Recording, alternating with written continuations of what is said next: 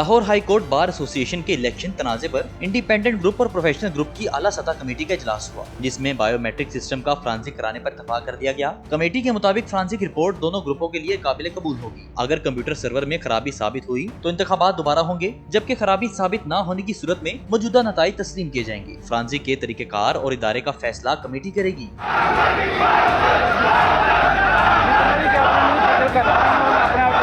इससे कबल साबिक सदर आसिफ निस्वाना ने बाबर मुर्तजा को इख्तियारात सौंपे। ताहम कुछ देर बाद कियानी हॉल में दोनों ग्रुप्स आमने सामने आ गए। नारेबाजी के बाद तल्ख कलामी और हाथापाई शुरू हो गई। वकला के दरमियान हुंसों और मुक्कों का तबादला हुआ, जबकि एक खातून वकील को भी तशद्दुद का निशाना बनाया गया।